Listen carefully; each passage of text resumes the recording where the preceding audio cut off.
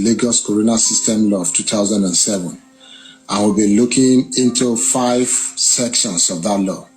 We'll look into the section 14, the section 15, section 16, section 48, and section 52 of that law. Last week we heard that Mohbad's dad, that's Mr. Joseph Aloba, he wrote a petition against Darusha, claiming or accusing him that he embalmed his son without his notice. So we'll look at how this law, how it relates to the death and the after-death event of Mohbad. So the father cited section 16 and section 48 of that law, that's the Corona System Law of 2007, claiming that the authorities should investigate and if found guilty should charge Darusha based on that law, based on the provision of that law. So let's look at what this law is saying. So section 14 of this law is titled Report of Death. So the section is talking about death that are to be reported. The section is saying if there's any reasonable belief, any reasonable suspicion that a death occurred under a suspicious circumstances, a death that is sudden, that is unnatural, that is violent, that is due to the negligence of a medical practitioner, such a death should be reported to the reporting agency. Basically, that is what section 14 is talking about. Section 15 now goes further, saying an inquest is to be held.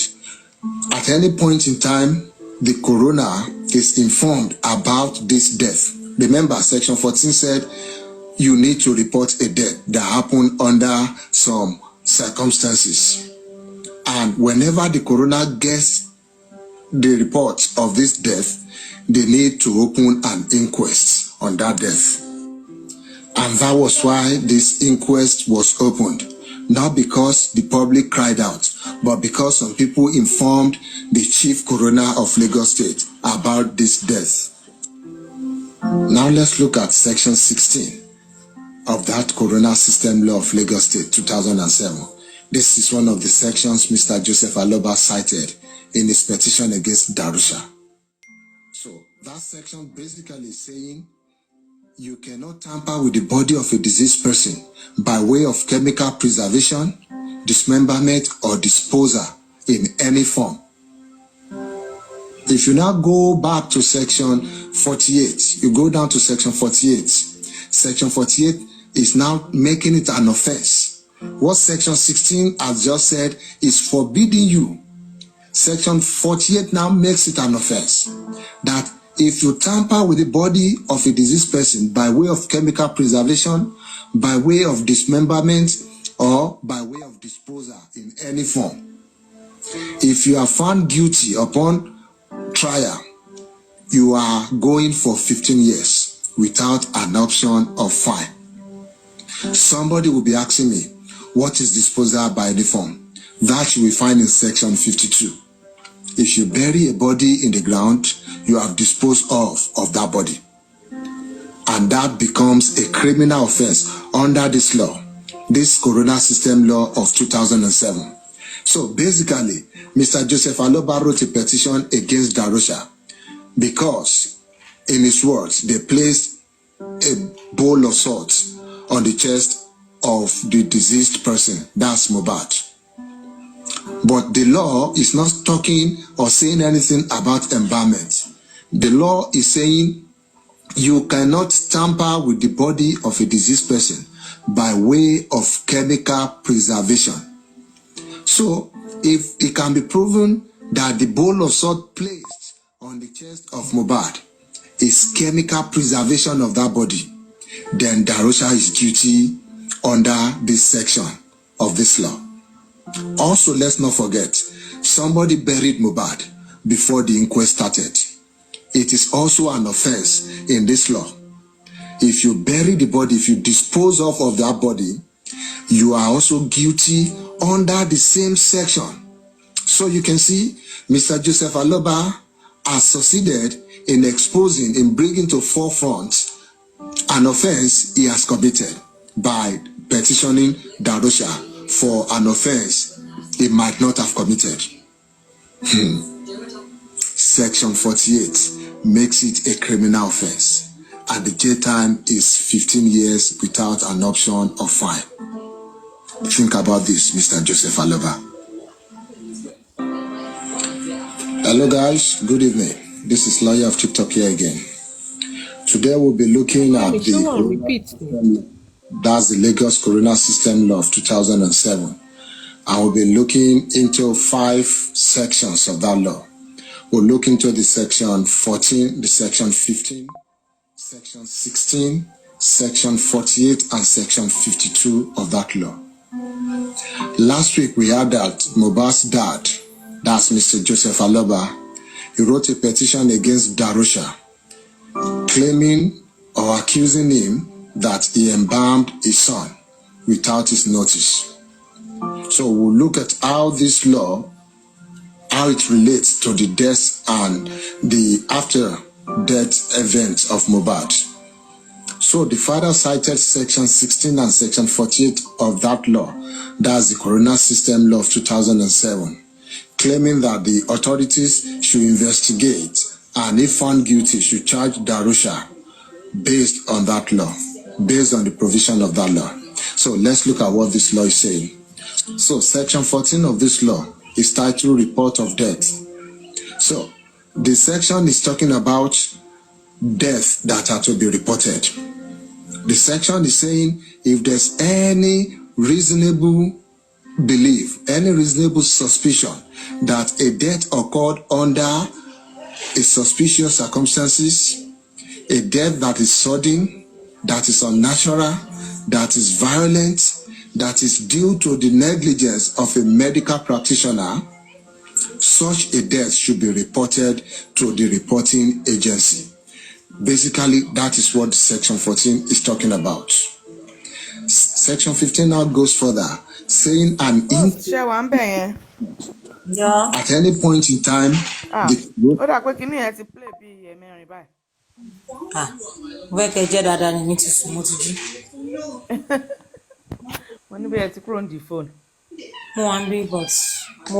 more carried away and then I'm doing some doze off. So ṣe ti gbọ́ by 15 years ṣé Jòsí wá rẹ́dì ìgbà tí Jòsí bá wá tún lọ 15 years ṣé Kílíàn máa gbóúnjẹ lọ fún Jòsí nínú ibi tó wà ní kò yẹ kó lọ fà tó bẹ́ẹ̀ náà Jòsí. So definitely èmi feel pé bóyá nǹkan tí lọ́ọ̀yà wọn ti sọ fún wọn ní tí Jòsí tí wọ́n ṣe ń sá kìtàkìtà kiri láti wo nǹkan tó lè ṣe, either to bring them together, I mean the family, or to see what they can do to the whole rúkèrúdò tó ń gbóná lọ sókè sílẹ̀. Ṣé understand? Bẹ́ẹ̀ mi ṣe rò nìyẹn o. Tó bá fẹ́ bring wọn together entertainment pẹ̀lú nǹkan tó ṣẹlẹ̀ ní kí wọ́n ti ń pè tá gbọ́. No, àwọn lè má expect lẹ́yìn. No, bí wọ́n mọ̀ pé ọ̀tọ̀ nípò pèèyàn ọ̀tọ̀ ló mọ nǹkan téèyàn yẹn ń gbé bọ̀ ọ̀tọ̀ ni ò mọ nǹkan téèyàn yẹn gan tún gbé wá pé ìyẹn gan tún fẹ́ àwájẹ ní àwákọ̀ gbọ́n pé àá ti gbọ́n ta ó ti ṣẹlẹ̀ kíní kan. Do we really know the step next? Do we really think ṣe understand nǹkan tí mò ń sọ? Fine, we know that yes wọ́n lọ ṣẹ̀sín lọ́hùn ni, but after ẹ̀sìn yẹn what is the next thing? What are we looking at? But the good thing is they are all going there with their lawyers, so it's not left to their lawyer to like put them together and know what to do, put one or two together and know what to do. But ó ṣùọ̀ fún mi pé Wùmí ò yọjú kò wálẹ̀ o, kò sọ̀rọ̀ fọwọ́ bu kankan bí kankan. Ibi tẹ́ ti máa pa pípì tí ń tra àwọn pípẹ́ ìgbà tí Múyìwá ti ń bọ́ta tó ti ń sọ this is our son, Múyìwá is our son, kíní kan is our daughter, eléyìí is our daughter. Ibẹ̀ lè gbọ́pà something fast now. Something báyé jẹ́ kán bọ̀rún jẹ́ bẹ́ẹ̀ yẹn kán náà òkèèrè ní everybody máa ṣe nǹkan tiẹ̀ lókèèrè. Well, the decision is left to every member of the family. Àwa òun sí in position láti sọ pé má gbẹ̀bẹ̀ àbí kó kéèyàn kan gbẹ̀bẹ̀. It's left to them if they want to. But me o, if na me o, a má pàdé mọ́ o. ká kúkú fọ́ gbàgbó ká kúkú fojú ibi gbogbo tèmi ẹ̀ ti pọ̀. mọ̀ pé there is something going on nígbà tá a ti ń sọ Josie is our son, Liam is our son, kinní kan is our daughter. This our wife. Ibẹ̀ lèmi ti mọ̀ pé oníbàárà tí ń bólè bọ̀ nǹkan ti fẹ́ máa ṣẹlẹ̀, ọ̀rọ̀ ti fẹ́ máa gba ọ̀rọ̀ yẹn dẹ̀ ń dùn àwọn sọ̀pọ́tà Josie pé báwọn ni imú ìbá ṣe máa sọ bẹ́ẹ̀. wọ́n ń tẹnu mọ́ gan wọn ò tiẹ̀ fífà anything tó jọ mọ́ Josie is our son, kinní kan is our son yẹn Àwọn fẹ́ gbọ́. wọ́n bá ti rántí báyìí lórí wọn ń ṣe yìí kò sí nǹkan tó máa jẹ́. As far as I'm concerned, I don't think there will be anything like begging behind the camera. I don't think so. If there will be any begging, it will come to public. Mo fẹ́ believe. Yes o, torí public ló ti bà mí lórúkọ jẹ́. Náà nílò I don't think there will be any. Ayé o. You no go spoil me for public. You go come dey shy to come beg, but when you dey run your mouth, e easy for you to come out, abi? No, you no go fit beg for outside. Make everybody dey their day o. Dey your day, make I dey my day. We are getting closer and closer to justice. We are almost there safe. We are what it was. I think someone no lẹ́kùn ẹ̀tàn. So. Wait. Because the corona inquest, we can't deny the fact that on slow everything. So I think maybe that was. And now they want to call everybody back. Etiquette. Wọ́n lè máa rówó gbà. Dadiva ṣe wá ẹjọ́ mẹ́ta. Ìkàlẹ̀ karùn-ún ẹjọ́ sátẹ́lì tó dàbọ̀ mi ń gbé lókù nìyẹn sọ nǹkan kan mi gbọ́ dáadáa. Ohun yóò máa lọ sókè. Kí ló sọ? Ṣé ń gbọ́ mi? Ẹ lóhun pásítọ̀. Hello. Kí lẹ sọ? Mo ní ẹ sọ nǹkan kan sí ó dàbọ̀ mi wà létí mi gbọ́ yín dáadáa. Kí ni nǹkan náà jọ létí yín? Mi kò yé mi náà ni mo ṣe gòkè. Báwo mo ṣe wá fẹ́ mọ ìtẹ́ ń sọ nínú nǹkan tí mò ń sọ wá? Ẹ ń sọ̀rọ̀ mo ń gbọ́ bí ẹ̀bẹ̀ bí nǹkan. I'm not saying it's real. I'm just saying bóyá. Kó má I'm rí not saying anything is real. Anything tí báyẹ̀ bọ̀ pé see there's a limit to what I know. I'm just saying bóyá. And àwọn ló jẹ́ kí n máa give instances tí mo ti give gan ti tó bíi mẹ́ta. I'm not saying yes. But it means èmi ń resign. Mo ń nínú àwọn ọ̀rọ̀ bíi kinní kan is our son kinní kan mi ò sọ pé bóyá wọ́n ti gbé wá mi sọ pé wọ́n ti tẹ́ńdà ẹ̀. Mo mọ̀ èèyàn kan ní tójú tìyẹ́ làparò fi ń ríran. I'm just saying it that it seems ìlú yẹn wọ́n ń try láti change orin yẹn. Because to me now it's not like the way bá ṣe ń gbé lọ tẹ́lẹ̀ mọ́. So nǹkan tí mò ń try láti sọ ni I'm just guessing. So Bẹ́ẹ̀ka tó sọ àwa wáìfù àwa sọ́n àwa kinní kan yẹn wọ́n tún sì yàtọ̀ sí ìwà àjẹ́ náà.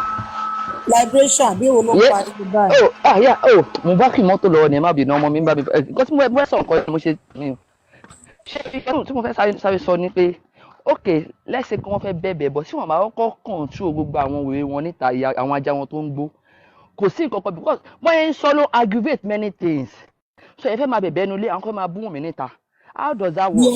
Ẹ má jẹ́ ká capitalize lórí ọ̀rọ̀ mi o because they will start spreading it upon bẹ̀bẹ̀. No àwọn wọn òótọ́ ni.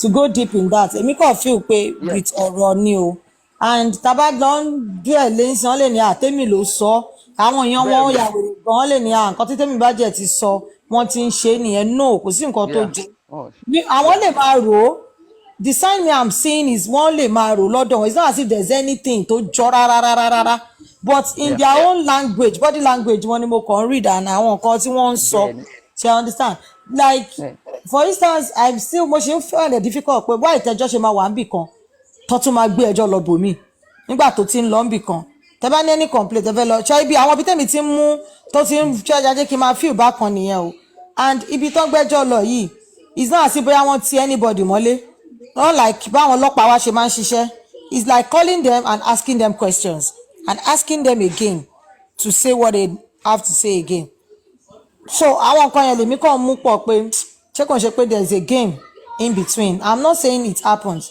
and I'm not saying fine tó bá jẹ́ fẹ́ ṣerú nǹkan báyẹn they can't call their dogs to order first no wọ́n ń ṣerú nǹkan báyẹn bẹ́yẹn àwọn máa ṣe kọ́kọ́ lọ mú ìwà sọ kinní kan mo ṣì rántí gbogbo àwọn ọ̀rẹ́ ẹ̀ ni mò ń padà sí he said something òun ni kò ní bàjẹ́ ti wọlé ẹ̀kọ́ ẹ̀pọ́n ti lọ pé kò ní bàjẹ́ wá pé tèmi sọ pọ́n parí ìjà ẹjọ́ o torí kò ní bàjẹ́ lè ju bọ́ǹbù lù mí báyẹn ń sìn ẹjọ́ o. kò ṣe kò ní bàjẹ́ nìkan tọrọ ó ń gbá o. so nǹkan tí mò ń tọ́ àti sọ ẹ wò gbà tí mú ìwà sọ̀rọ̀ last ní ọ̀dọ̀ kọ́ sọ ọ̀rọ̀ wọn gbogbo ọmọ kí wọ́n sọ pé mi ò gbàgbé ọ̀rọ̀ yẹn ó ní we are doing all we can do to bring Baba Mo and Iya Mo together first. Then we bring Adura in. Then we will now call Wumi. Then we will know how to know. Then when those people are together, he said, and I quote, when those people are together first, then we will now be thinking of how to call Wumi too.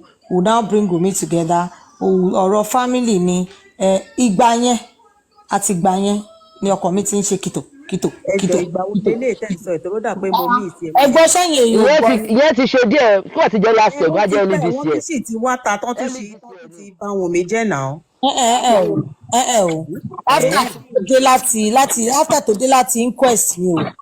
after tó dé láti inquest ni o kò sí kọ́ ló sọ̀rọ̀ but Muyiwa was the one that spoke.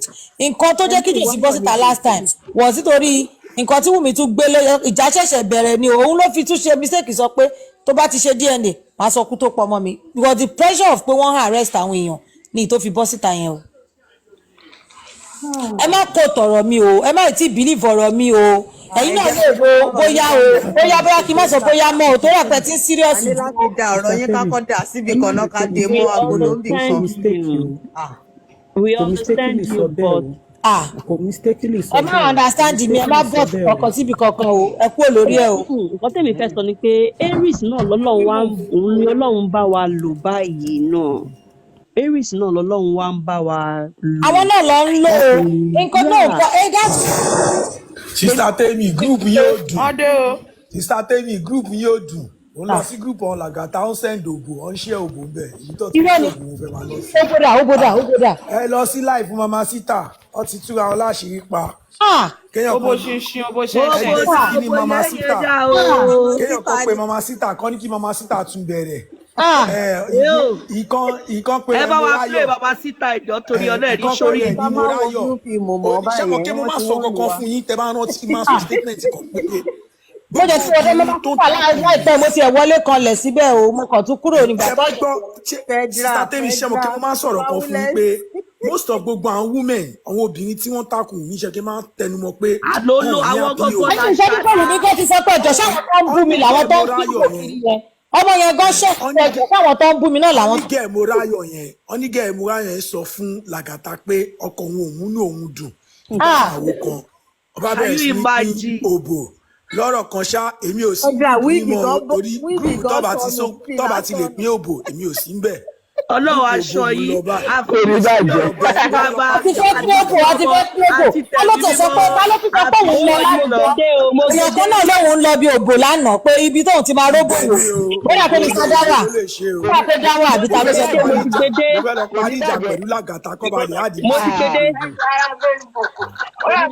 fẹ́ lọ parí ìjà pẹ̀lú Làgàtà orúkọ tí bàbá kò ní bàjẹ́ aṣọ yìí orúkọ tí bàbá tí ọmọ àti tẹ̀mí mímọ́ aṣọ yàyà yìí sí mímọ́ ire o ire o at least kéèyàn bí 60 bá tẹ̀lé sẹ́ńdògbò sẹ́ńdò náà lálẹ́ ayé mi ò kò ní bàjẹ́ ìjọ tó bá ti ń lọ kó mú mi lọ́wọ́. kí ní ṣògbà ikú ṣúgà dàdí mo fẹ́ bí ṣògbà ṣúgà dàdí. àwọn ilé wa kàn máa pèrè àwọn ní federal wọ́n ti bọ́rí federal la fẹ́ jẹ. wọ́n ṣó fídíò Mama Sita ń sọ̀rọ̀ ní náà. ta ló ń ṣe Mama Sita dùn bẹ́ẹ̀ yẹn. voice note tí wọ́n ṣe ẹ̀ ní. Cindy àwọn ayò mi ò lọ ọmọ ń ṣeré ni o. Cindy mi ò lọ jàre. kéèyàn kọ́ pé Mama Sita pé kó tún. federal ó yà wọ́n ti pè ọ́ ẹ̀yin lọ́dọ̀ ní wọ́n pè gan o. ẹ̀gá àbútù o. But for the fact that I've moved on my full information, now I've seen the truth. All these things started in January or lately December. Early January. Early January. Yeah, when it started, January. Yeah, when it started, I was sensing a lot of changes in Justice for Mobile. And I see that all what they are saying in some platform was about people talking, gossiping, all those things. Any cases Mama Shita send down voice note yes, Fedra. Mama send there. Yo. Fedra wà ńbẹ̀. Fedra ṣe ẹ̀gbọ́n ní kàn send ẹ̀ sí ọmọ send ẹ̀ sí láti bẹ̀rẹ̀ ẹ ti miss. Wọ́n ti gbọ́ wọ́n máa sọ fún wọn jà tí máa gbélé lọ báyìí ná. Tí wọ́n tó ṣírí èèyàn máa ń dùn yàn ṣe bí wọ́n ṣe yẹ. Ẹ máa tọ́ bá gbé wa lọ́sìn wàhálà ni má ṣe kí tó padà wá ẹ máa ṣe. Ẹ máa ta lọ́ọ̀fù kẹ máa sẹ́ndì kí tó máa mọ̀ pé kò tá à ń ṣe. Ó make sense accurate baby. Come to Sama anything with Jokota de Omoba. I know. Ó máa ti wà lórí Facebook wọn a lè ṣe tán ká play ẹ̀. Stop it. Stop it. Don't bring evidence out now. It is not on Monday. Come on, Monday. Don't worry. Jagaba will go to jail. It is not on that day. Anything for Jono, ẹ má flag mi hàn. Ṣé ìṣeré má dán wà ní gúrùpù ni? Èwo ni wèrè gan? Máa kúrò ní gúrùpù lọ́la ẹ má wọ̀ ni máa yọra mi lórí gúrùpù ni mú. It is not on that day. It is not on that day. Please, hold on. Something. Whoever that is, make it louder, please. Hold on. Hold on.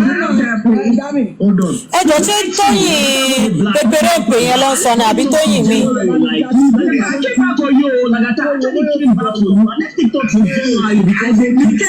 on. I don't need to now. Please. Me, I'm only sending all the audio call to you.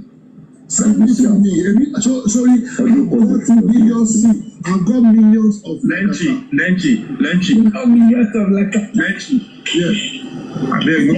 Ẹ jọ torí Ọlọ́run àgbàlagbà fẹ́ wọ̀ yìí àgbàlá àyàtì ni àyàtì tí wàá wọlé dé wọ́n ṣe ń sọ̀rọ̀ mo ní kí n máa sọ fún yín gbogbo àwọn tó ń sọ̀rọ̀ ẹ ti gbọ́ Lenchi but ẹnìyẹn ò dárúkọ torí kò fẹ́ kẹ́ mọ̀ so orúkọ mi ló ń lò lórí ibẹ̀ yẹn ó dẹ̀ lórúkọ mi lórí TikTok so àyàtì lẹ́ máa gbọ́ ohun ẹ̀ ń sìn ẹ lísìn àtẹ́bí tó wù yẹn ò bá jọra kẹjá mi ẹ mọ̀ pé mo ò fún yín lóbi àyàtì máa bẹ̀rẹ̀ sí ní sọ̀rọ̀ tó lórí púpọ̀ ẹ̀ ṣépè fún ìyá mú ń gbà yẹn ẹ máa gbọ́ gbogbo nǹkan tó máa sọ ẹ máa bá wa love kẹ máa like. Not a please now. You just they use your own to scatter everything. Make person talk job. See Lenchi, is this how to talk since? I know say you just meet for there. So let me tell you one thing about Lagata. See, the more when they talk this matter go, the more Lagata they find another evil way he want to do. Yeah, I know. No, life Lenchi last níjẹta ló ti ṣe show yìí náà. Show tó ń ṣe live Lenchi ta wò lálẹ́ ọjọ́ yẹn. Because of Lagata, I spent 500k yesterday.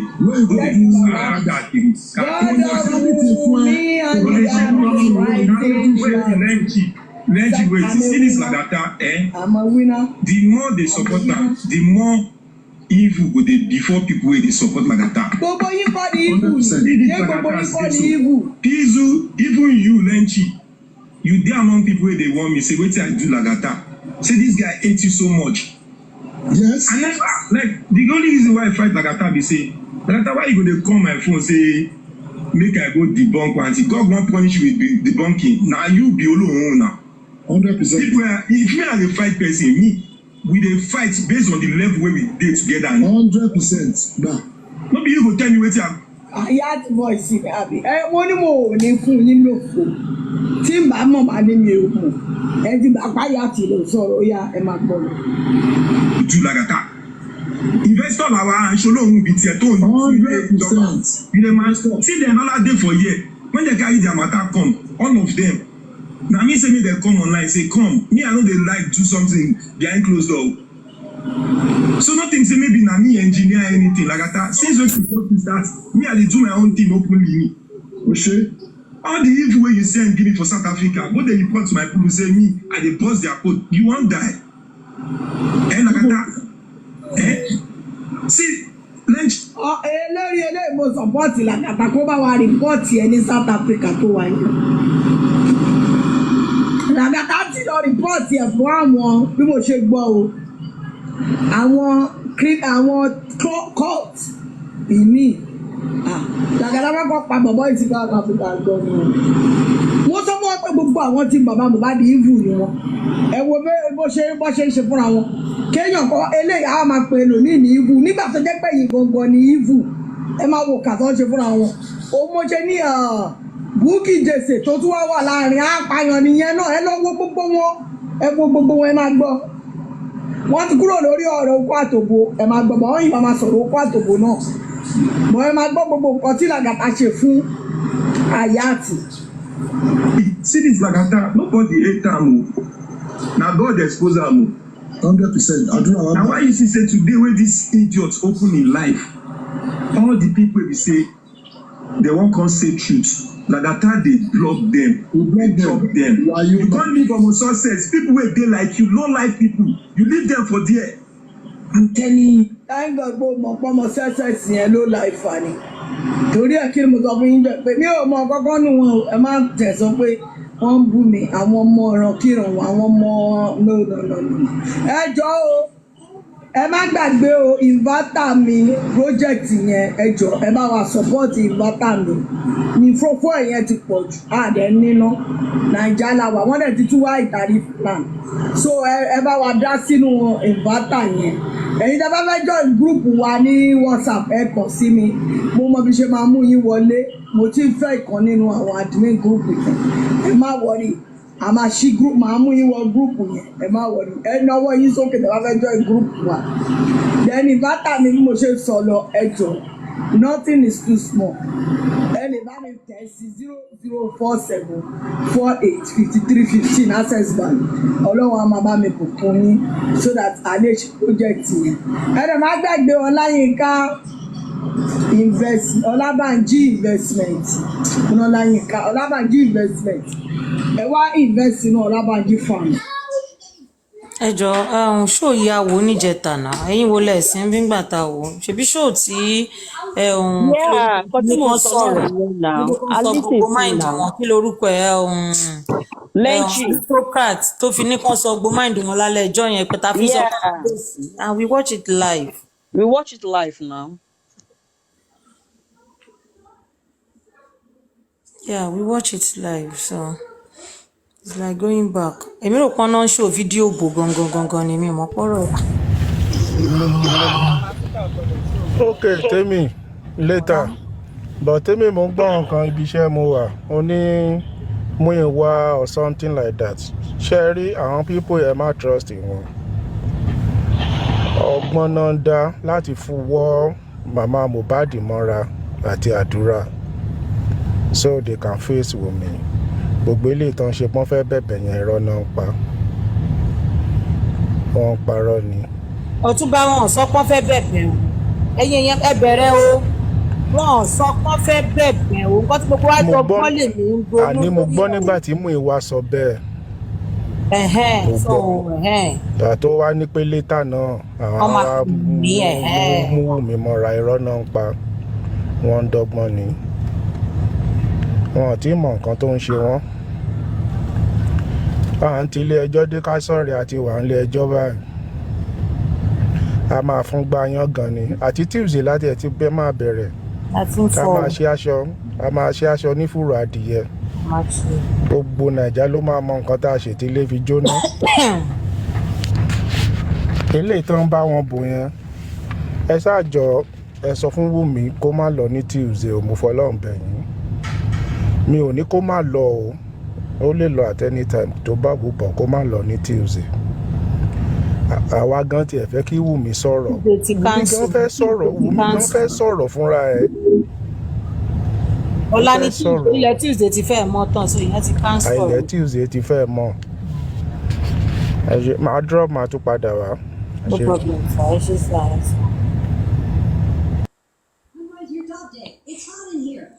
Yeah. So ẹ ṣé o gbogbo ẹ̀yin tẹ́ ti ṣọwọ́ sí wa God bless you we appreciate you. So nǹkan tí mo sọ ọdún ẹ̀tọ́ nǹkan tí yẹn ń sọ ni kò ṣe pé bí there's anything like that but ẹ mọ̀ a kò ní láti wà guided in every angle tó ń bá fẹ́ gbé wá because just nǹkan tí Ọ̀túnba sọ yìí ó lè jẹ́ bó ṣe fẹ́ rí nìyẹn pé let's just draw these two people then later we face ó possible so ká má lose guard ká má wo gbogbo angles ṣe understand òun ni nǹkan tí mò ń try láti sọ fún wa kò ń ṣe pé bóyá there's any move already but I need láti máa ronú beyond nǹkan tó bá fẹ́ gbé wá okay kí lẹ fẹ́ gbé wá ṣé ìbàlẹ̀ fẹ́ gbà yọ okay bá ṣe máa ṣe ni because at this point kó lórí ẹ̀ mú ni o everybody down fúnra ẹ̀ àbí báwo sọ bó ṣe rí sọ bó ṣe mọ̀ òun ni kinní they are still team everybody is still team but at the same time we have to just think ahead shall understand ẹ ṣé o èèyàn kan hàn mute tó fẹ́ sọ̀rọ̀. ní mo kàn fẹ́ sọ sí ni pé oníkálukú jẹ́ orúkọ popsi ẹ̀ nígbà tẹ́ ń sọ̀rọ̀ pé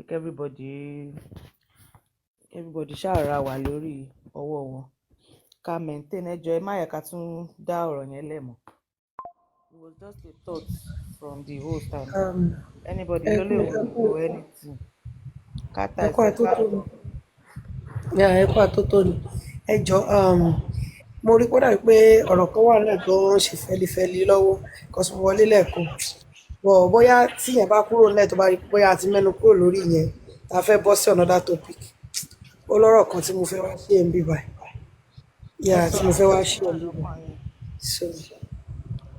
so bóyá tí a bá parí tó wà nílẹ̀ tá à ń ṣe lọ́wọ́ tá à ń sọ lọ́wọ́ so tí mo bá rí pé everybody ti sọ opinion wọn lórí ètò wà nílẹ̀ so I can bring that up. ètò wà nílẹ̀ ṣé lórí ọ̀rọ̀ pé bóyá tọ́tún bá ṣẹ̀ṣẹ̀ sọ̀rọ̀ lé lórí. mo rí pé program kan ló wà nílẹ̀ tó ń lọ lọ́wọ́ ẹ̀ àti kúrò lórí ẹ̀. okay mi fẹ́ interrupt ọ̀rọ̀ tẹ́ ń sọ lọ́wọ́ tẹ́lẹ̀ náà ni ó ti dá báyìí. pé ká máa sọ̀rọ̀ nípa ẹ̀ mọ́ ẹ ló ní nǹkan kan tẹ́ fẹ́ sọ yàtọ̀ sí ọ̀rọ̀ tá a sọ ń sàn. ọ̀bọ̀ gẹ̀ẹ́sì màmí ló gbé máa ń bọ̀ mí. ẹ gbé wa débẹ̀ o. ok nǹkan tí mo fẹ́ sọ ẹ jọ ṣóun mi ò máa echo. no. ok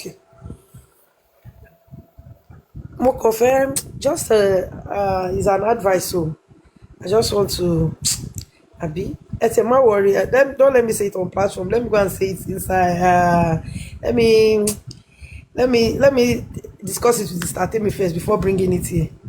Let me go and discuss it with Sister Temi first. Tí n bá bá wọn sọ tó bá ní kí n go as platform I will come and discuss it here. ẹ jẹ́ bá Sister Temi sọ.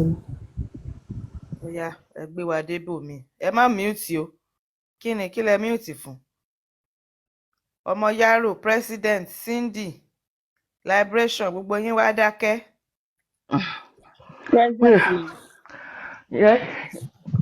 ìyàwó mi àdákẹ́ ibi náà ọmọ tó fi ké mi sí. Liberation pàtàkì. mi lè dákẹ́ kan ìyàwó mi náà rí. Liberation ẹ pàtàkì. pàdí mi. ẹ má ṣe bẹ́ẹ̀ ṣe ọ̀rọ̀ kìíní tó ń sẹ́ndì ọ̀rọ̀ kìíní tó ń sẹ́ndì kiri náà ni òun ló bu só sínú lẹ́nu òun ló yà só sínú lẹ́nu kó fi yọ sí. àwọn wo ló ń sẹ́ndì núdù wọn káàkiri. ìbáwọn ẹbí ṣé tọmọ sọ́sẹ̀sì náà ni àbẹ́lómi tó ti sẹ́ndì títí ẹ̀ ni. ẹlòmíì tó ti gbé òbò ṣìnṣìn hàn làgàtà. all the boat has to be taken down. ọmọ ayé àwọn bíbò yẹn ti bàjẹ́ ayé wọn ti bàjẹ́. àwọn àbúrò mi. ayé wọn ti bàjẹ́. ẹlẹ́rìí ibú mo sọ pé ní tí Bukky Jesse ṣe lọ́sàn-án ìfún màmá síta nìyá náà wọ́n ṣe bọ́tà tì pé àló lórí ibú ni ẹsẹ̀. ṣé Bukky Jesse náà ti ń ṣe ó bó lẹ́nu. no ó ta sí màmá síta ni. bá sọ pé bò Bukky Jesse ò mọ̀ dá kéèyàn róbó eléyìí ìgbẹ̀yìn ayédè nìyẹn ọ̀rọ̀ tí Jésù sọ níkẹyìn lórí àgbélébù lọ́rọ̀ ti Bukky lóbo Bukky Jesse ó parí lóbo Bukky Jesse wọ́n gbọ́ ó parí ó lóbo Bukky Jesse bẹ́ẹ̀ róbò Bukky Jesse ó parí nù. òbò Jesse tí ó ti pín sí wẹ́wẹ́. a ló parí ní sẹ́ ọ̀rọ̀ kẹyìn lórí àgbélébù ní òbò Bukky Jesse sẹ́ ó bá ti fi lè fojú kan ó parí nù kò sí nǹkan kan mọ́ òbó Bukky Jesse kẹ̀ bá ní ayé ẹni tó róbò ti bàjẹ́ ojú inú ti fọ́ tìta lókù tí ó mọ̀ fi rí náà òbó Bukky Jesse àwọn òbò àgbákò azina àwọn pípù yẹn ẹ̀yin náà wò bàbá wò náà ní Adélébọ̀ tó wà ní ọkọ ló ń ṣóbò hàn làgàtà kódà kó mọ̀jà Adélébọ̀ kó jẹ́ Sisi gan òun ló ń ṣóbò hàn làgàtà imagine ẹlẹ́yìn tí pé àwọn ọkùnrin tó wà lọ́dọ̀ wọn náà gẹ́sẹ́ àwọn ọkùnrin tó ta sánsán tó yẹ pé tó ti ẹ̀dú oore téèyàn lè sọ pé tọ̀ ọkùnrin lélẹ̀ pé mo cheap kò sọkùnrin téèyàn lè cheap fún bẹ́ẹ̀ fa àwọn ọkùnrin bílé bá àwọn ọkùnrin tí èso ọkùnrin bílé bá dá àwọn ọkùnrin bílé bá dá nífa àwọn ọkùnrin bílé bá dá ká bàbá rẹ àdánmọ́ ká fún bẹ̀sẹ̀ bọ̀ wọn làwọn ọkùnrin tó wà lórí péjì wọn fa àwọn ọkùnrin tó ń gbé bẹtí kiri tán láwọn wọ tó ń tó pọ̀ bò ló wà ń di wọn tí èso kó tán pera wọn lọ́kùnrin ló wà lórí péjì wọn yẹn náà èyí sáwọn ọkùnrin wá nù èmi inú wọn báyìí ó ti dàgbà kọjá ojú orí ẹ gbogbo ẹnu ẹ ti kún fún funfun ní jàn gbogbo àwọn aristocrat àwọn Báyọ̀ bullion van àbí kí ni gbogbo wọn ń jẹ gbogbo ó ti wọ jìn ní igbó gégése àtobìnrin àtọkùnrin wọ́n ṣe kóra wọn jọ igbó gégése ni ẹ bá ń gbọ́ igbó àìwò ó mà wò ó kú pi ní gbogbo tí ń bẹ lábẹ́ gbogbo wọn àwọn wèrè. ṣé pé odòrò àìwò. a ní nǹkan tó wà lábẹ́ wọn àìwò ló wà lábẹ́ gbogbo wọn sẹ́ẹ̀ àwọn wèrè wọ́n á ń ṣe camera down fúnra wọn like no see those people they are just hungry people I swear to God who made me they are hungry people you can see bọ́n ṣe wà yẹn just little change náà fi ń gba pátá di wèrè wọn bọ́ ẹ wà yẹn mo wà ṣọ́ pé tán bá yẹ pé wọ́n fojú ríra wọn Indomie àti Pepsi náà fi gba pátá di ọ̀pọ̀lọpọ̀ nu ṣáàgbé wọn wọlé ṣe Indomie fi Pepsi ti bọ̀rọ̀ bọ́ sísá àyànfẹ́ bọ́ ṣé gbogbo ká máa gba camera down camera up yìí ṣé all in the name of justice for Mohbad náà ni. see let me tell you how can you meet somebody online.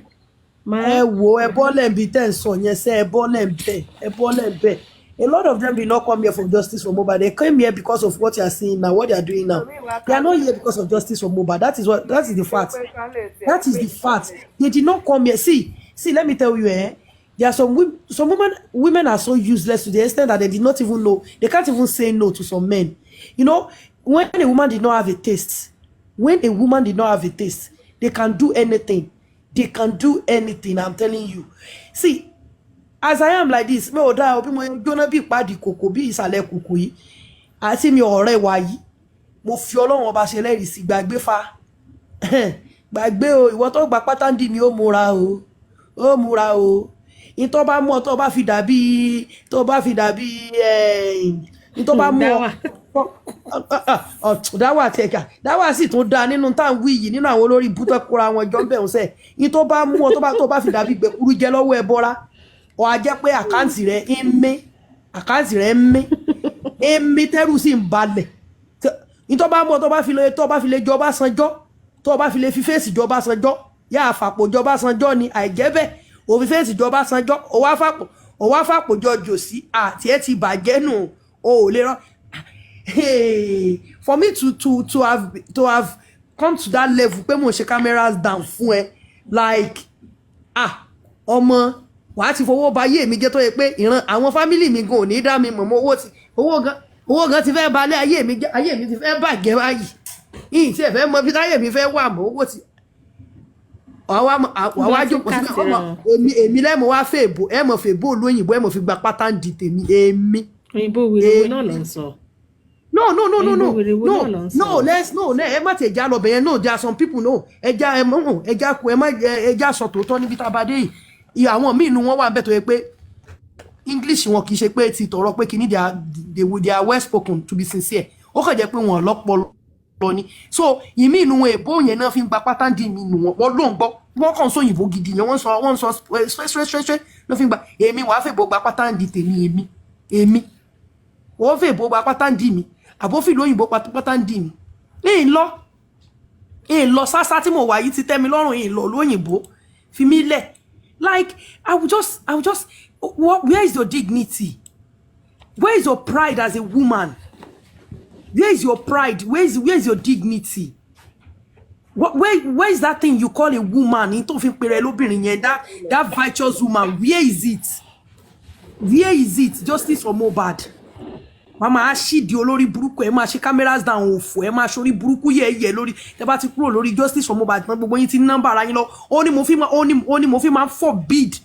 How can a woman slide into a man's DM on TikTok that kila jambe kun ṣe kí lórí burúkú tẹ́ ń ṣe kiri èwo lórí burúkú yẹ ó ti ṣe rojú olóró sí ó ṣe ro tí n bá wà camp wọn yín ti cast gbogbo wọn èmi àyànfẹ́ èmi tí ń gbádùn sí sáré tí ní bed in general tí n bẹ wà camp wọn tán bẹ gbórí budodo gbogbo wọn ní ti cast èmi ti wá sórí social media ti wá sórí social network ti sọ kan ẹwẹ bẹ mi kìlọ̀ fún kíní kó má bẹ mi sórí ibu ọ̀rọ̀ o kàn jẹ́ kó rí wọn pé o má ti cast wọn dànù mo ti ra yóò fò èyí tó bá tún ní lẹ́mìnú wọn gan yóò ti mọ̀ rò pa olórí ibu ọmọ lélẹ́yìí ẹ̀mọ́jà dọ́dọ̀ wèrè kan lélẹ́yìí ẹ̀mọ́jà dọ́dọ̀ rẹ̀.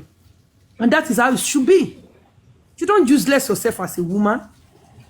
You don't useless yourself. Nígbà tó bá sì yẹ kán gbájú kán fi ṣe kíní nílé ayé wọn ní ṣe tẹ́tẹ́ ń kọbọ̀ 5 naira yóò mọ̀ jọ wọn lójú. Ọlọ́run ló mọ dédé tí ọ̀rọ̀ lásán ẹgbàá tí mo sọ fún ọ̀rọ̀ lásán ni Lagata fi ń gba pátánì wọn kì í ṣe pé bóyá fún wọn lówó. Ọ̀rọ̀ dúndùn lásán ló fi ń gba pátánì wọn. Ọ̀rọ̀ dúndùn lásán ló fi ń gba pátánì di olórí burúkú wọn. Irú àwọn àárín àwọn èèyàn yẹn lèmi á wá lọ wà. Àwọn aláìní tùjú tó yẹ pé mo ti wo súra ayé wọn pé ìdójútì náà máa bá kúrò lórí TikTok yìí. Gbogbo àwọn obìnrin tán wà láàrin wọn yẹn. Ṣé bẹ́ẹ̀ rí Pinky ṣe rí kó wá mọ́ baby Pinky. Àwọn òbó Westo tán jà sí 5,000 lọ́jọ́ sí ẹ rí kó wá mọ́. Ẹ gbúrú ẹ̀ mọ́ ẹ lè gbọ́ mọ́ 5,000 owó Uber. Wọ́n ti dó di wèrè wọ́n ti dó fúrọ̀ ló ti já pọ̀ mọ́ra wọn. Westo òun àti ṣe pín ní tán jọ gbéra wọn lọ́wọ́ ń jà sí 5,000. Ọlọ́mọdé ayé mi bàjẹ́. Má jẹ́ tèmi bàjẹ́ kó tó tún ṣe Ọlọ́run ayé àwọn pípù yìí ti bàjẹ́ ayé wọn ti bàjẹ́ lórí Justice for Mohbad àmọ́ pé ọ̀pọ̀lọpọ̀ wọn kàn ń ṣe Justice for Mohbad náà irú ń búyọ̀ olòṣì orí ẹni gbogbo kó yọ wá arókò yàtọ̀ lé ọmọ àlè ọwọ́ ara wọn wá lanu gbàgà wọn máa bú Wùmí tó yẹ pé ó bẹ́tà tìrandíran yín ẹ wá máa lanu yín pàgẹ́ ẹ máa bú Wùmí ẹ máa bú Wùmí nínú ẹni tó decent nínú ayé ni Wùmí wà ẹ máa lanu yín ẹ máa bú Wùmí tálákátá ń jẹ ló fi ń lo ẹlẹgbẹ́ tálákátá ń jẹ ló fi ń lo ẹlẹgbẹ́ nígbà tó ipá ayé gbogbo yín ti bàjẹ́ ayé ti bàjẹ́ kò ní rẹ́mẹ́dì gbogbo wọn wá ṣèdìbò lọ àtàwọn ìyá tó kú mọ́kọ àmọ̀nà ọ̀run mọ́ lọ tọ́sẹ̀ kẹrí gidigidi bíi mọ́sẹ̀ 40 ọjọ́ gbogbo wọn wá jókòó síbẹ̀ yẹn wọn wá máa wíwíkúwí wọn máa wíwíkú wọn máa sọ̀sọ́kú sọ gbogbo àwọn lady Harris ẹlẹ́kẹ̀ bíi páàdì kòkó wọn á jókòó síbẹ̀ yẹn wọn máa sòyìnbó burúkú lẹ́nu Ọlọ́run ló mọ yẹn tí Harris náà ti là òbò hàn tí ó ti fẹ̀dí hàn àṣírí gbogbo yín náà fẹ́ẹ̀ tú Papariano Ọlọ́run ló ti wèrè bí ṣe bí wèrè abúgíjẹ́ mọ́ yẹn tí ó ti sẹ́ndì fùrọ̀ sí Papariano bó ṣe wà ẹ mọ yẹn tí ó ti sẹ́ndì òbò tóun náà ti sẹ́ndì okó sí ọkùnrin òsì kúkú lójú tì bó wù kó gbénú di Papariano jáde sí Papariano rẹ pé wèrè dí èèyàn díẹ̀ ni kó gbénú di rẹ̀ jáde nú rẹ̀ ó mọ̀ fi dùn nípa Ọlọ́run sí ọbọ̀n polówó ọjà tiẹ̀ lọ́ta tí Papariano bẹ gbénú di rẹ̀ jáde tiẹ̀ lọ́ta ẹ mọ yẹn tí ó ti sẹ́ndì sí di Papariano àtàwọn ìyá àdùkẹ́ ẹlẹ́ẹ̀kẹ́ kéńgbé bí ẹni ṣègede mú lẹ́ẹ̀kẹ́ ẹ̀ẹ́dẹ́ tán ládùkẹ́ gbogbo àwọn yóò fò yẹn tán kóra wọn jọ síbẹ̀ yẹn àwọn ìyá ìjára búkà tán sára wọn jọ àwọn ìyá aládàáradá gbogbo wọn wá ń sórí burúkú yẹ àtàwọn adélébọ̀nù wọn náà àwọn kan ní kìsàyà àwọn kan pépéré ń pè àwọn kan pòpòrò ń pò àwọn kan wèrè ọjọ́ wèrè tẹ̀sẹ̀ ẹ̀dá gbogbo wọn wá wà bẹ́ẹ̀ wọ́n máa lanu pàgà wọ́n máa lanu burúkú eyín burúkú tinúgò buyọ̀ wọ́n á máa là wà wọ́n á máa fi sọ̀rọ̀ sí Wùmí láwọn kíní rádaràda yẹn láwọn kíní rádaràda òṣì yẹn so Wùmí tẹ́yìn wọ́n fojoojúmọ́ ayé bú báyìí ń sìn ṣé bóun nìyẹn ń sìn tí ìparí Justice for Mohbad ọ̀rọ̀ yín Aláròyé àgbáyé ti gbé ọ̀rọ̀ yín Aláròyé ti gbé Tribune ti gbé Punch ti gbé ó ti gbé news yín fùrọ̀ yín làwọn ohun tàyè afẹ́fẹ́ ti fẹ́ afẹ́fẹ́ lẹ́yìn nìkan fẹ́ ìjì ló fẹ́ tó kárò ń di olórí ibú yín gbogbo fùrọ̀ tẹ́ ń fi ń jókòó àwọn fùrọ̀ òfò àwọn fùrọ̀ bìlísì tẹ́ ẹ gbé wá sórí TikTok tẹ́ ẹ wá ń sí tẹ́ ẹ fi ń báyé àwọn èèyàn jẹ́ àwọn fùrọ̀ gbẹ̀yìn ayé àwọn fùrọ̀ kúrú náà kúrúkú sálápàlápà pàdípàdí ìdí àwọn ìdí tí kòkò dí wọn tó ti dí pẹ̀tà àwọn ìdí rúgùdùrùgùdù àwọn ìdí fi mí ṣépè kí n pàdé ẹ̀ lókè àwọn ìdí òfò àwọn onídìí rádaràda wọn á kó díjọ ẹ̀wọ̀n ṣe cameras down òfò àwọn olóbò pìnyìn kí olóbò wa mi àwọn alábẹ́ jíjẹ́ oníkúrú náà lábẹ́ onílàkú ègbé lábẹ́ gbogbo yẹn ẹ̀ wá ń sẹ́ndì ìdí fùrọ̀ yín ìhòhò yín ẹ̀ wá ń sẹ́ndì ẹ̀kẹ́ ayé yín ti bàjẹ́ ẹ̀ wá ń sẹ́ndì ìhòhò yín àwọn òhòhò tí ó fògo fọ́lọ̀ àwọn òhòhò tọ́lọ̀ ti gbére àwọn òhòhò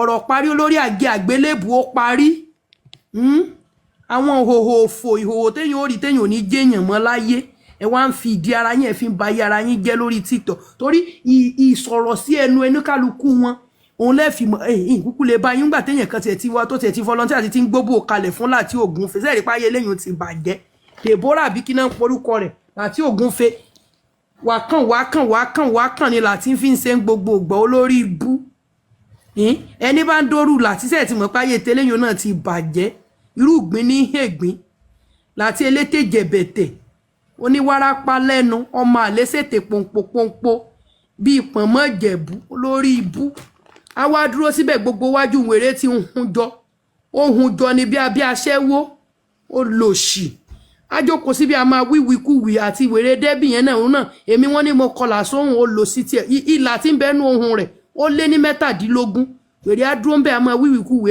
wèrè ó mọ gbé olórí burúkú náà mọ he wọn àjọ mọ sọ bẹ́lẹ̀ bá gbé dí olórí bú ó he díẹ̀ bí wèrè bá gbé dí olórí bú ó he díẹ̀ wèrè ní rí wèrè he kéèyàn wá gbèrú kéèyàn wá wo láti sùn kọkùnrin tán láyé kó wá ní láti lókù tí ó mọ bóun sùn láti tí ó mọ sọ̀rọ̀ bí akótọ́ bánu olùsí sorí pọ̀gùn ó sorí pọ̀gùn bí ọmọ tọ́gbìnrin pa bẹ́ mọ́ olùsí ojú wo kò wo ko wèrè sojú ràn gàdàn bí kọ́ńsó àṣẹwó a wá jókòó síbẹ̀ a máa wíwíkúwì no these people like ayé yín ti ọlọ́run fún pé ẹ̀ tí ẹ̀ ń sorí burúkú yẹyẹ yìí tẹ́lẹ̀ tún ní ẹnu àti búwù mi tí yín ti ta tí yín ó sì ta ni ọkọ̀ ní ọgbà yín olùsí lórí ibú ọ̀nà kọlẹ̀ tí ìparí justice for Mohbad tí tẹ́sí yín ti ń yọ kalẹ̀ tí gbogbo ẹ̀ ti ń túlẹ̀ yẹ́yẹ́ yìí àtúnmọ̀ ètò pé ebi lágàtà la sì rí ebi lágàtà la rí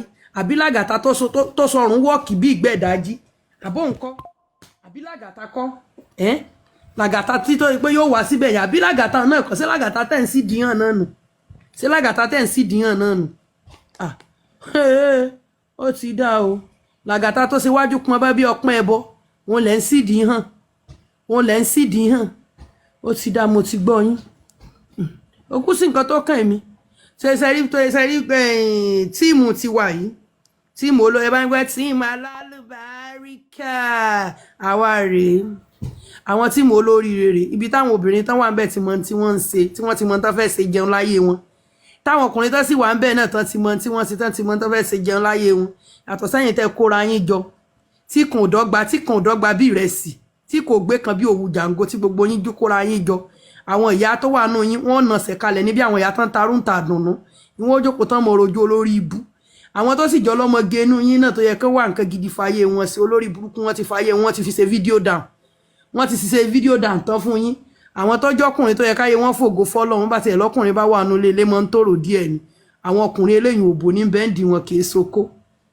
lórí ibú gbogbo so ẹ lè kóra yín jọ kẹ́ mọ́ sórí burúkú yẹn kẹ́ wá ní ẹlẹ́láìkì Mohbad ẹlẹ́láìkì kìíní ẹ̀ ń gbéyà rẹ̀ ṣépè ẹ̀ ń gbéyàwó rẹ̀ ṣépè kọ́hún no be juju be that no be juju be that no be juju be that ẹ ti sórí ibú yẹ̀yẹ̀ wàláì tí yín ọ̀tá ni wàláì tàláì tí yín yóò padà rún gégégégé ni ayé yín ọ̀ bọ́ǹbù ni ẹ̀yin aláyé lábà lórí burúkú aláyé pátápátá aláyé yànmọ́ olòṣì mo wà lórí paparazzo náà lánàá ìkan náà wà bẹ́ẹ̀ mo tiẹ̀ lọ wo picture ẹ̀ mo tiẹ̀ tún screenshot picture ẹ̀ ìyẹn náà ń sọ̀rọ̀ tó bá sọ̀rọ̀ díẹ̀ yóò dákú lọ àfi bí àwọn ọkọ̀ agbégẹdú tómi bá tán nu wọn tán mọ̀ ṣe wèrè á dákú lọ ní bí ọmọ kú lọ́wọ́ adití ni wèrè ó dákú lọ ní ẹwà jókòó síbẹ̀ èyí ìṣèyà your husband mo ní ṣe lórí ọ̀rọ̀ Wùmí ikú pọ̀ lórí ọ̀rọ̀ Wùmí ikú pọ̀ múra sí ó lò sí ara òun lọ nígbà tó bẹ sọ̀rọ̀ méjì ó ti mú wọjá lọ àmúni ibi tí ó tó bá gbọ́ ibi tí ó tán fún sí ọ ibẹ̀ lọ ibi tí tó ti dé bọ́ọ̀nù tó bá sọ́ra rẹ̀ ibi tí tó ti dé bọ́ọ̀nù ọ̀rọ̀ ló ń sọ tó ń síìsì bí ọkọ̀ agbégẹdú yìí ìmí àdébẹ̀ nu wọn tá máa sọ̀rọ̀ tá ká gidi borí níbi fáànù ibo tá máa sọ gbogbo ẹ̀ kí ló dé wọ́n gbé yín rè ni kí ló ṣẹlẹ̀ ẹ tèkè easy now wọ́n wá múra kankan bí olójú kan ṣe ìnáwó oúnjẹ ti débẹ̀ ara o tí kò ń jẹ débi yìí o tí kò ṣé orí ìná táwọn olójú méjì tán pín oúnjẹ ìwọ ló sọ fún wọn pé ibi tó ń jẹ débi tí ò lérè wọ́n múra kankan bí olórí ibú ni ẹ wo ọ̀rọ̀ yín ò tí ìyá ọ̀rọ̀ yín sì kù díẹ̀ ẹ sì máa sí ẹ̀sìn tẹ́ máa ṣe lórí TikTok yìí wàláì kò ní mọ̀ kéke yóò sì gan mọ̀ pé títàn ti dé ó kàn sí ń pàṣẹ ní símẹ́ǹtì díẹ̀ kù lọ́wọ́ ẹ̀ tó fi ń pàṣẹ tó fi ń gbé dúró tó fi ń di lẹ́gbẹ̀ẹ́gbẹ́ nígbà tí símẹ́ǹtì bá tán lọ́wọ́ ẹ̀ ní tí orí nǹkan kan fi di lẹ́gbẹ̀ẹ́gbẹ́ mọ́ ìgbà náà lẹ́mọ̀ pé títàn dé ebi díẹ̀ lọ́mọ ọ̀wọ́ ń yọ Arifa ti yọ Veron ti yọ Westo náà ti mọ tó bá ń gbọ́ ìfẹ́ àǹfẹ́ wé ọmọ àlè ti ṣe fẹ́lẹ̀ àgbúrò ẹ̀ mọ́ láìkú láìrùn àsìgbúrò Westo mọ́ Westo sì wọnú ìgbẹ́ lọ tó bá ń gbọ́ ìgbẹ́ nílé rẹ̀ inú ìgbẹ́ Westo wà ní ìsìbẹ̀ ló fara pamọ́ sí ẹ̀yin tẹ́ ẹ̀kú náà tẹ́lẹ̀ wà ń dára sóra tẹ́ ń da Nàìjíríà rú bẹ́ẹ̀ ṣe ń domi àlàáfíà Nàìjíríà rú tẹ́ ń domi àlàáfíà wa rú bomi àlàáfíà yẹ yín ò sí ní tòrò náà nù yóò mọ ọrú gọ́gọ́ ni omi àlàáfíà yẹ yóò mọ ọrú gọ́gọ́ ni kò ní tòrò polórí ibu ni ẹlòmí sọ̀rọ̀ o kẹlòmí tún sọ̀rọ̀ torí téèyàn bá ní kéèyàn mọ sọ̀rọ̀ àwọn pípù ìkórè èèyàn ò ní dákẹ́ aláì èèyàn ò ní dákẹ́ obìnrin wọ́n sì di yán kan òun sì di yán kan òun gbé kámẹ́rà òfin kámẹ́rà fùrọ̀ tèmi wọ́n á sọ fùrọ̀ dígbẹ́ gbàǹjo múrí kan lórí TikTok á sọ fùrọ̀ dí gbàǹjo múrí kan lórí TikTok kódà bí mo ṣe dúdú tí wọn ọ̀dábì kan sí yìí tí mo jóná ti fùrọ̀ pressure fùrọ̀ me is a precious fùrọ̀ to me before you can see that jóná fùrọ̀ you mú ṣe sí ọdún yìí ó ṣiṣẹ́ mi rí ọgbọ́n ó ti jóná kegéhùn wàá jókòó síbẹ̀ wọ́n á ṣe orí burúkú yẹ̀yẹ̀ ìmí ò tí ì bímọ nù àní wọ́n sọ̀rọ̀ lédì kan kò tí ì bímọ bó ṣe ń sọ̀rọ̀ mo wá lọ wo péjì ẹ̀ tẹ́ bá rí ó ti jàn àfi bí ègbò like ní lédì yẹn ti jàn ìgbà tí mo wo péjì ó ti jàn àfi bí ègbò Paparazzo wọn wá ń sọ̀rọ̀ Paparazzo wọn wá ń ṣàlàyé pé ọ̀rọ̀ Wùmí náà sọ wọ́n ń sọ̀rọ̀ Liam náà Paparazzo wọn bí pé I think you have given birth before. No, I did not have a mo wa lọ page mo lọ wo mo ní lákúlì Jalailu. Wúrúrí bútíbú. Kọ́dẹ̀ mi ọlọ́mọ mẹ́ta yìí. Ìyá ẹ̀ tí n bá dúró tán ìyá ẹ̀. Wọ́n tí bí ẹ. O tí bí nǹkan kan lórí bí olórí ibú ló dàbí àgbájọ ọwọ́ la fi sọ̀yà yìí. Wọ́n ò tí bí nǹkan kan ló dàbí àgbájọ ọwọ́ la fi sọ̀yà yà orí rẹ̀ burú o. Báwo ni federal ṣe ń ṣiṣẹ́ níbi iṣẹ́ pẹ̀lú owó àyànfẹ́ yìí báyìí tí ò tí ì rẹ́rìn kan ti bẹ́ẹ̀bì. Those people no. Ṣẹ́rí sísá àyànfẹ́ kéré o. Ta ló gbọ́ ọ́díò nígbà ẹjọ́ àwọn èèyàn wa tán bá ní ọ́díò yẹn ìbá ti dùn kán bá mi wá síta nígbà tí Arifa tó bọ́ta tó lóun lọ sí ọ̀dọ̀ àwọn tó ta coffin ipe wọ́n ní Darosha ló wá ipe ó tiẹ̀ tún ní kán fi oògùn sí ìsàlẹ̀ pósí irọ́ ni o a ti rí èèyàn tó ti kọ́ńtàkì àwọn tó ń ta coffin yẹn akọ̀fẹ́ kan bá wa gba rẹ́kọ̀dì ni irọ́ ni Arifa wá pa wọ́n dẹ̀ gbé lọ lórí platform wọn wọ́n gbé kí ló Ọlọ́run gbogbo ẹ̀dákẹ́dà tó bá ń yọ́lẹ̀ dá nǹkan burúkú kò ní yọ yín ṣe nìkan o a máa yọ yín ṣe ní gbangba a máa ṣe yín ní gbangba a máa yọ yín ṣe ní kọ́nà. So it was all lies irọ́ la rí fáwa pa o ipe òun lọ he asked after he asked yes thank you I don't get freedom I go find me or you help me find it. I hope you mean that you help me find it. So because he came out to lie to people. How can you call me wọ́n fẹ́ kọ́ bá wọn lace oògùn sínú pósí. You go find me. Kí ni mo ṣe? Wọ́n fẹ́ kọ́ bá wọn lace oògùn sínú pósí. You came out to say that. Oh God. And people fell for it. It's sad. The level of desperation these people they exhibit, it's too much. So it turned out that he didn't even go there. Although me I believe the Ogun part to songba but I was even thinking, lolo find out they thought a coffin or whatever. Not knowing that he did not go there. You came out to misinform people. Ọlọ́run ò lè láforíjì fún gbogbo àwọn ará bí yìí. Ìkankan nù yín ò lè ráàánú Ọlọ́run gbà. Torí kò fi àánú ṣe nǹkan tẹ́ ń ṣe rárá. Fàánú ṣe. If I deceive you, my vice chair will not deceive you. You like it in a group. Me flesh to flesh. Papa, I want. Kí ni wèrè ń sọ? You don't start. I know they go down. I'm very, very serious about what I'm saying because some of what I'm saying I've never said before. In a journalistic form. The group in a journalistic, in an organized look, all the structures that we came up with as a foundation, is that not what they are doing now, Papa? Ask yourself. All the structures that African TV plays in Latin Genesis, is that not what they are doing? To the extent they started gathering money and they fraud themselves and they brought their dirty laundries to the public because they did not have structures. They didn't have the proper structure to collect money. No secretary, no treasurer, no government recognition. You started collecting money, and if one person is sending out cease and desist letters to who? You joined the group that did not have the proper structure. They are doing foundational work, but they don't want to tell you that foundation is the right way to go. They convince you not to join foundation, not to support foundation, not to support advocacy group. They convinced you against all these things that we brought out, but you guys were doing it one-on-one. You were doing it. Now you're looking for a lawyer. You want to pay lawyer. Is it not somebody that will collect the money? Is it not somebody's name on the GoFundMe? You're doing foundation. Call a spade. Everything they're doing is what the foundation does, but they don't want to admit that they are in a vehicle called foundation. They want to pretend that they're in another vehicle. And that's how they deceive people so that they can escape. As a foundation, the government recognizes you.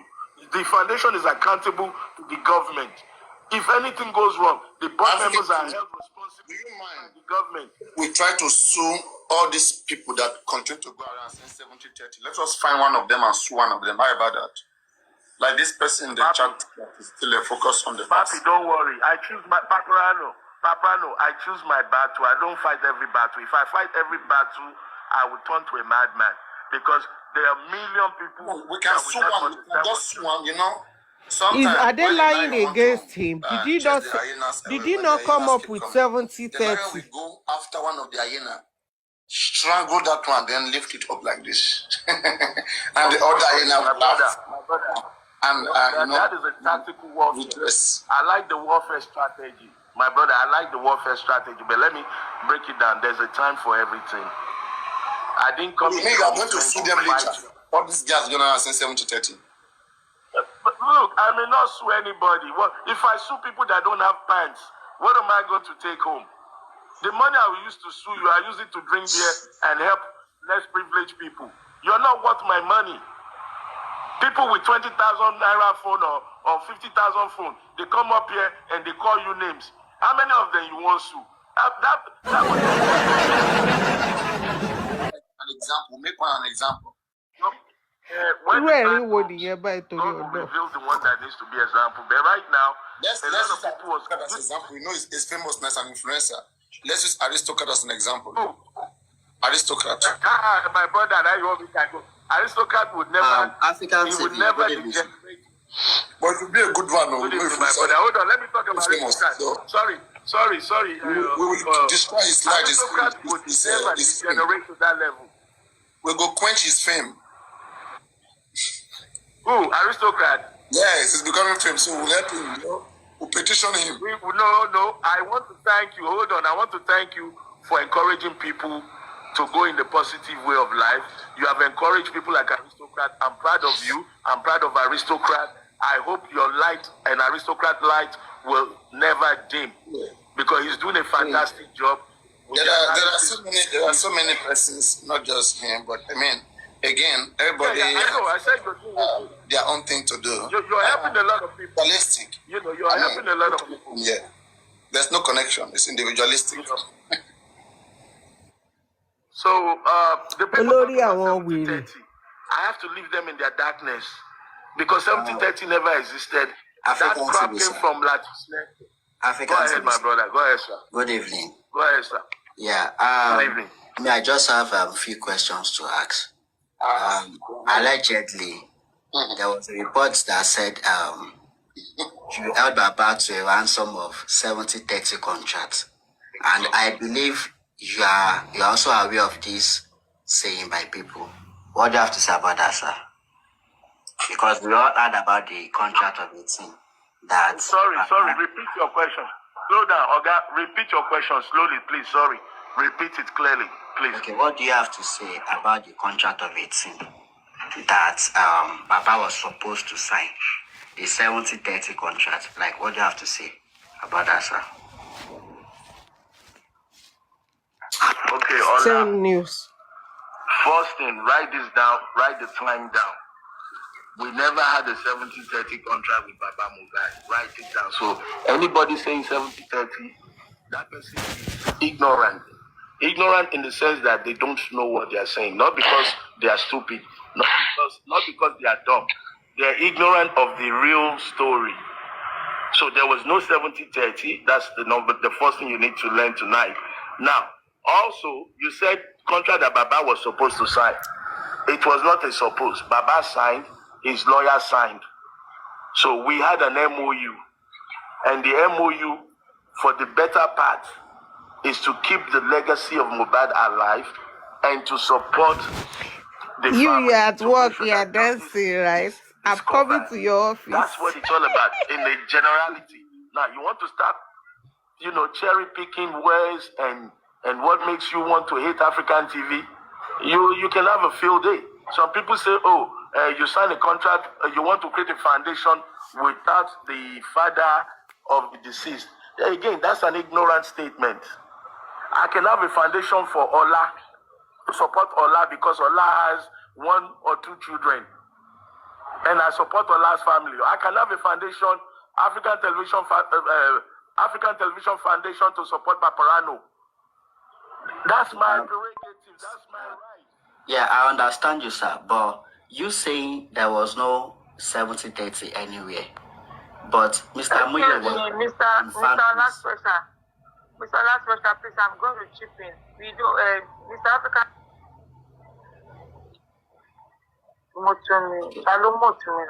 Let's move on. Princess. Let him land with his question. You will come on with just, please keep yours this way. Go on, Ola. Yes. Yeah, Mr. Muyowa confirmed the formula ratio for the contract that you just said Baba signed back then. But with what you just said now, you said there was nothing like any 70-30. That anybody that said that is absolutely lying, if I'm right. But Mr. Muyowa confirmed that there was a ratio, like a formula, like a sharing ratio in the contract. let me take it down to elementary for you. Okay, your name is Ola, and I create a foundation to support Ola. Somebody control that baby. I create a foundation to support Control Ola baby. because Ola has 3 kids, and God forbid, though, maybe Ola's wife is no longer around. Now, Ola does nothing except receive share from African television. So what I do is I go to Paprano, I say, oh, I know somebody called Ola. His wife has left him or passed away or God forbid, whatever. Ola is a single father raising children by himself. Now, I use my data to stay on Paprano. I go to other platform. I go to newspaper. I go to TV. I use my money. You, Mr. Ola, you don't give me 1 naira. I never ask you for 1 naira. But now, I now do all this. I go to CNN, Arise News, and I raise 5 million for you, Mr. Ola. Now, in that 5 million, I take away my cost of going to Arise News in Abuja, my cost of going to CNN in Atlanta. I take away the people who did the campaign, who arranged the interview on Paparano. I pay all those people their money. And I send you out of 5 million, and I send you 1 million. This 1 million, you didn't see it. You didn't work for it. You're doing your normal life. Just because I said Ola has 3 kids, a single father. I now send you 1 million. Now, that is sharing, right? Out of 5 million, you have received 1 million that you did not work for. Do I have a right to pay all those people that did all those arrangements? Even maybe I pay Paparano to say, please give me 30 minutes to talk to your followers to help this, my brother called Ola. And I now say, Paparano, don't worry, I give you lion. And the lion that I give Paparano is 20,000. Now, if I remove that 20,000 from the 5 million, does that make me a criminal? You didn't do anything, Mr. Ola. I'm just helping you because you are in a tight situation. Does that make me a criminal or a good guy? Please answer me. With this Ola, answer me. I'm about to. With this analysis you just gave, definitely there was a sharing formula. But you said anybody that mentioned anything about 70-30, that they are lying. But with this analysis you just gave, definitely there was a sharing formula. So which means the 70-30 of your thing is supposed to be true with your analysis. Okay, Ola, first, before you go back to 70-30, answer the question. Can you allow me to ask one question, please? Mr. African TV, sorry. Yeah, Mama, you will cut me down, please. Let me. Mama, I don't want to stop the conversation. Comment, okay? I see your comment. I don't want to stop the conversation. You have enough time to ask a question. I'm a teacher. Ola, again. Ola, the formula could be 99-1. It could be 70-30. It could be 20-20. It could be 50-50. The point here is, I have told you, legally speaking, contractually speaking, there is no 70-30. You can believe who you want to believe or believe the man who signed the contract, which is me. Now, the only way you can disprove me, no, Ola, hold on. The only way you can disprove me is show me the 70-30, then I'll say, oh, I'm a liar, I fucked up. But if you don't have that evidence, don't disprove me, because I'm the one who I don't need to have the evidence. By Baba words, he said there was a threat from probably your team. You understand? Regarding the contract. You're changing topic, Mama. I am not. Finish one topic. The same contract we are talking about. No, you're talking about I watched the interview that Alhaji Okay, Chef Mororo so did with you. I feel like keep busy. Can we finish 70-30? Can we finish 70-30 and sharing before we go into threat? Can we finish that? Okay. I want you to admit, do you have any evidence of 70-30 on paper? Yes or no? I can't have any evidence because I'm not Baba that signed it. Okay, so no, Oga, yes or no is very simple. I just said I don't have. No, I don't have. No, you didn't say you don't have. You said you can't have. Learn the English language that you speak. I can't have, I don't have, two different things. I said I don't have because I'm not Baba. That's Thank you. Thank you. So if you don't have evidence of 70-30, you know what it means? You're repeating people's lies. You're repeating what Just the same thing you people were doing with Omawumi till tomorrow. I still wonder where you all get that narrative that, oh, she by her husband. All of a sudden, from someone coming out to crying out that she lost her husband, to being accused of buying the same husband. Ọlọ́run ò lè dáríjì yín sẹ́. I never told you there was no contract. The world knows we signed an MOU with Baba. The world knows that. I'm the one who released it. I'm the one who released it for the world to see. I gave it to members from the foundation and told them, spread it everywhere so everybody will know we're transparent. So it's not a secret that we had the MOU. And let me tell you, for those who don't understand, for those who are saying somebody died and you're signing contract with the father, my brothers and sisters, anything worth doing is worth doing well. We signed an MOU with Baba so that when we speak, we have the legal backing of the family member. Some of you are saying, oh, we cannot win justice without Baba. So how can I go and start preaching on behalf of Baba if Baba does not give me a written consent? Do I look like I'm betrayed? Are you a lawyer? Shut up, man. Everybody's fight and speak certain things without legal authorization or permission from that person. So, yes, even if Mohbad died today and Baba says, I want you to help me bury Mohbad, I want you to find out what happened to Mohbad, Baba signed that you're sending me on message. Not after I go to war, you will now say, we didn't send you. Now, listen to what's happening, what I heard on the grapevine. That Baba said he thanks those that are fighting for justice, but he did not send them. Do you think I'll put myself in such a predicament for you to say you did not send me? I had to sign a contract. I wish I had that on record. This my phone is full. I'm still in Nigeria. Because of that MOU, I went to court straight after I arrived. I only took a shower and changed my clothes. Do you think I would do all those things as in this 2024, defending somebody that I never knew? I don't know if Baba is guilty. I don't know his relationship with whatever happened to his son. I know that I feel sorry for him as an old man raising a child and with all the attack. If it wasn't for people like me, most of you would have stoned that Baba on the street. We spent days and nights clarifying issues based on the interviews we had with him and the information he gave us. You were the one who came to change the narrative in the name of pity party. Àṣírí ẹ ti tú. So if you're questioning signing a contract, that you telling me that Baba know the bench since when his son died? Yeah. I mean, Baba know the job since when his son died. Baba not do anything to make himself happy since when his son died. You want to condemn us that we signed a contract? I will sign the contract 1,000,000 times because I will not defend you without proper legal representation. That's what we did. Now you want to talk about threat, Mr. Ola. Threat to who? Threat of what? Another lie.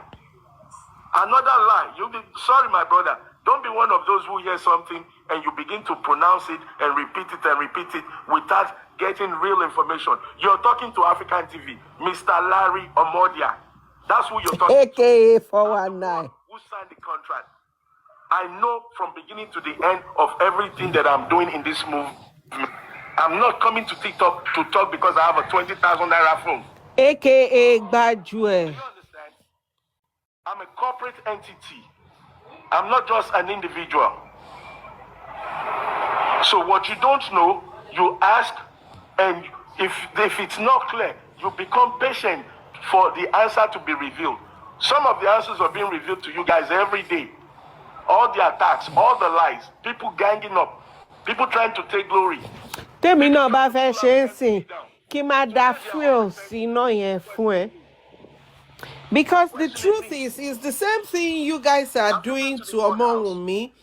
You're prosecuting her for something she didn't do. You can find out more answers as we go. The lady that was trying to talk. And he go anywhere. lè kúrò. You forever remain 70-30.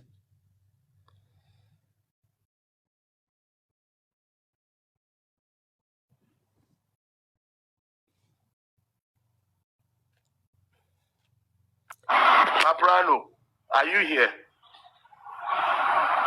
Can anybody hear me? The lady left. Oh, sorry. The lady has left. Okay. But I think I know little about your submission. I was very close to Davis, who was the lawyer then, and I think a lot of information went into the air, and 90%, let me say 70% of those informations are not actually true. They are all misinformation. And I think that was where the misconception in the public came from about Africa Television. I don't know Africa Television. I've never spoken with him before. And I don't have any reason to defend him. But I have a good relationship with Davis. We talk and strategize a lot. And I think the public actually misconcept a lot lot of information. And I will because blame the people everything that you pass guys are doing was based on they are the one falsehood. that The has to be foundation blamed. is set And upon the it's solid unfortunate rock of when lies. wrong information, half information, misconception goes into the air. To call it back is always very difficult. We won't Can say. I throw in a question, please? Sorry to interrupt. Okay, go on. Thank you. Greetings to everyone on the panel and to you, Papriano. And Mr. African Television, I must confess I didn't follow up with everything that transpired at the time you were on board with Baba Mo. But I must say that I'm not going to say I'm not totally unaware that there's something going on for them back. I'm not privy to details of anything that happened. So I'm just going to ask an outright question. If you care to answer. If not, that's okay by me. What was the details of the contract you had? And yeah, they platform Eloma announced they are streaming. Amen and amen. Is he a secret cult? I know it's past. So like I said, you may choose not to. But if you want to, Temi official 2 is streaming. Is he a secret cult? The contract you had with Baba Mohbad then. And I know that's over. Correct me if I'm wrong. Like I said, I'm not so totally in the know of everything going on about you. And when I say about you, I mean you and the Justice for Mohbad movement with Baba Mo. So I would also like to know what is the difference between then and now. The contract then, was it dissolved? Is it still standing? Or is it no longer standing? And I also heard you talk about say movement, what did you call it now? That you are going to engage some concerts for Mohbad and all the rest. You called it an NGO, right? I think you called it NGO.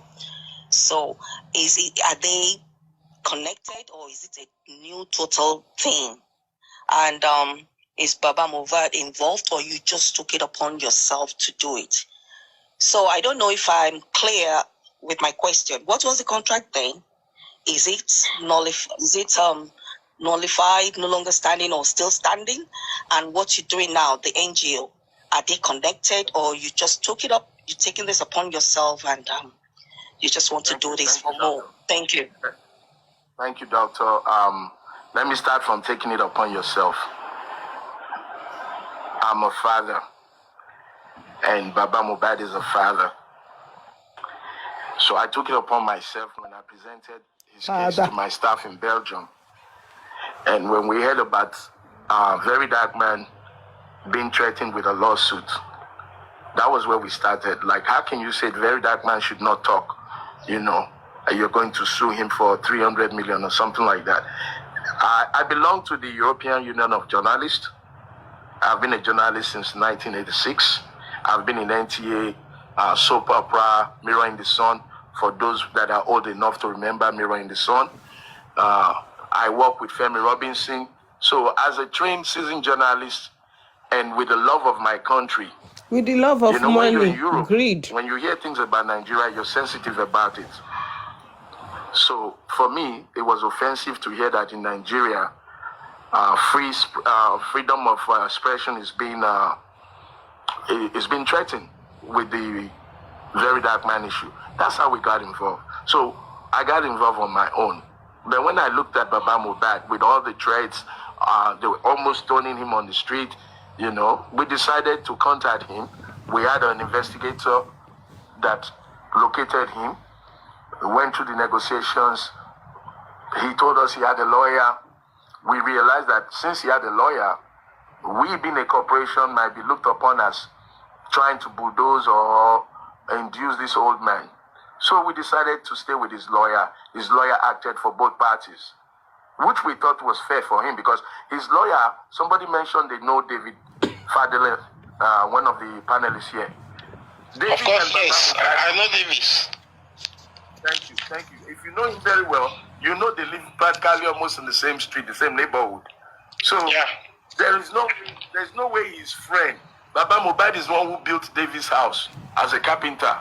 So there's no way David would betray Baba Mohbad over a total stranger that he's never met. So the relationship was sealed. Now, you ask, what is the content? A lot of people on social media have the MOU because, like I said earlier, we released it for people to be able to digest and understand that we're transparent. We had nothing to hide. Now, so if you want more details of the content, you can DM me. I will send it to you. Or I'm sure one or two of your friends, they already have it on social media. So the content can be clear to you when you read it yourself. But let me just give you bullet point highlights. Permission to create a museum in memory of Mohbad. Fight and conduct a DNA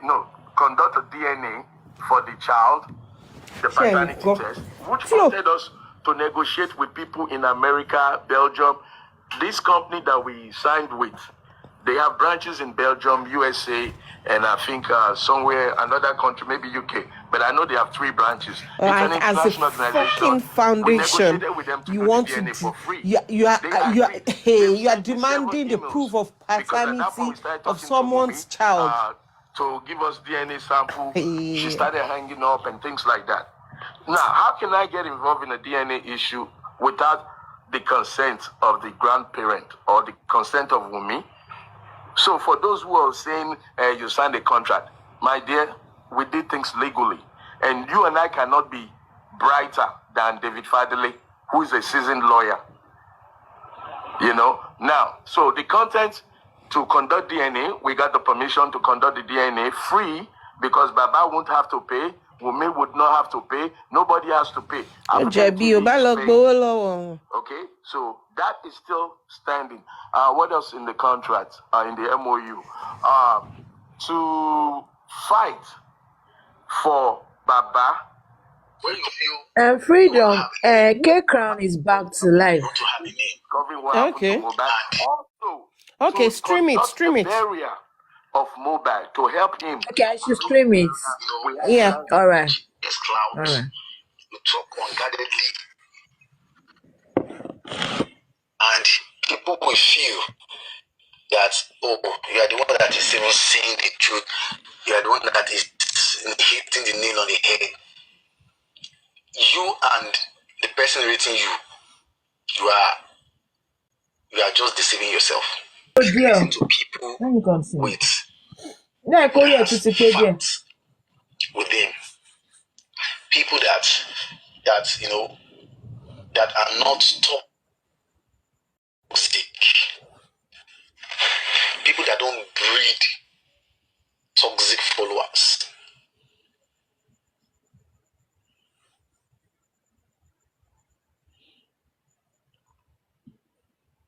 Because you are not knowledgeable. Imagine you, TikTok Comfy, you uploaded a graphic, a graphic photograph, and you are saying that they are flagging you. Like, your mistake, your ignorance is someone's fault. Maybe because you are privileged to be outside the country. That's why you feel that that you have. Even if you are outside the country, don't you work?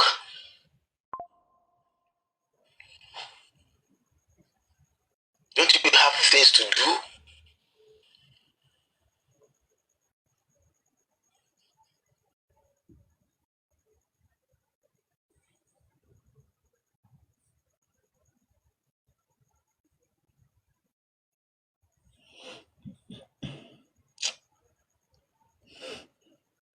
Sorry guys, let me delete some things then.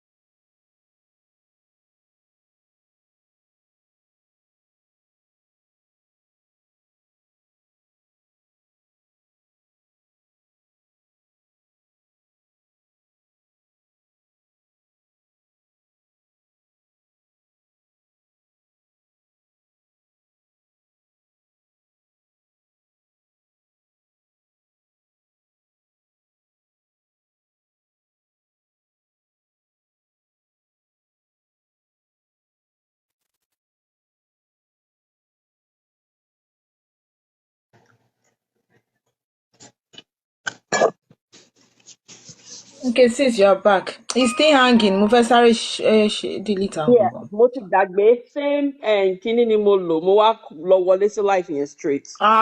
Okay. Let me tell you one thing, and let me see it.